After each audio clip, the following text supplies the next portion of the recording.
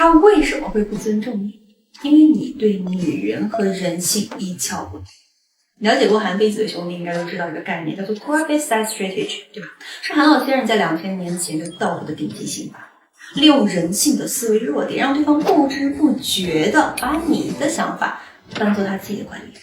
所以你们要知道，女性的心理是非常不稳定的，你越是想让她跟你在一起啊，她考虑的东西就越多，比如说什么性格合不合适，物质 O 不 OK， 甚至她要把你跟其他异性去拿来做对比。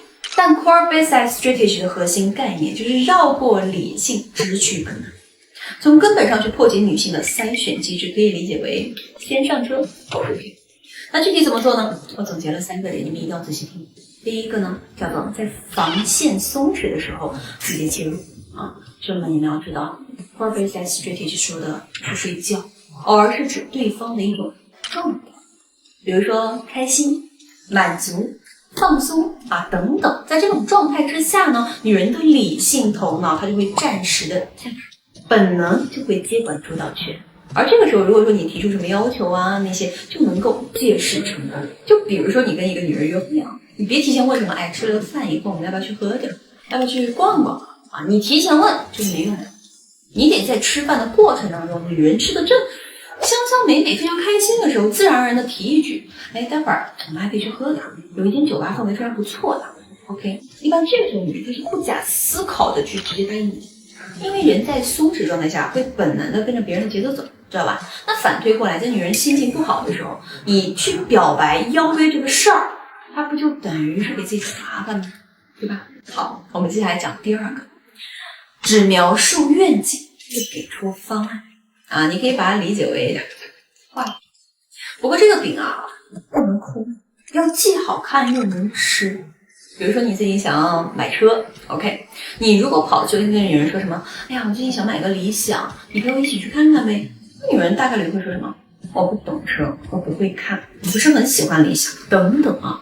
因为你说的这是事实，事实就等于是无聊，本人没有意义。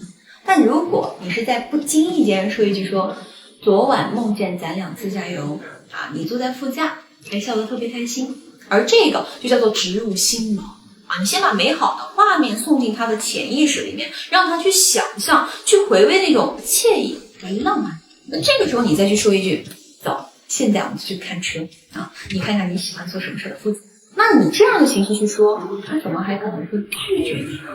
他怎么还会去抵抗呢？对吧？好，第3个就是让他在否定中完成自我说服。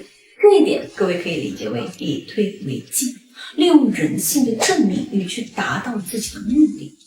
打个比方，你如果说是在跟他暧昧期，在氛围非常丝滑的时候，如果你跟他说一句能不能做我女朋友啊，这就像什么？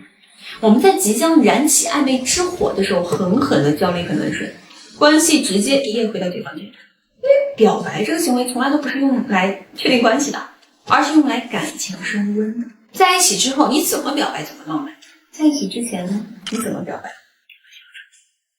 而正确的做法是什么呀？是在关系非常 OK 的时候，氛围非常 OK 的时候，知道吗？你要跟他讲什么？其实刚认识你的时候，我对你还是挺有好感的，不过可惜咱俩不合适。那这个时候女人的本能反应就会追问，她会问你为什么？问问你现在没有好感了吗？会想尽办法去向你证明她现在也是值得你喜欢的啊，甚至她都觉得你是好的，对吧？那么这个时候角色已经你想要绑定关系这个想法就成了他的目的了。那这3个方法呢，都是给各位解燃眉之急的，不是任何情况都是适用的啊。你想要去攻略一个高智能，对吧？你想要去提升自己的两性关系的认知，本质上呢，还是要从思维模式上去转变的，兄弟们。永远记住，两性关系的底层逻辑不是对抗，而是引导归因，让他自己去攻略自己，而是你绞尽脑汁去攻略他。教哥还是那句话，弱者才会去钻研什么情感和技巧，而强者都是讲人气。好，我是教哥，下课。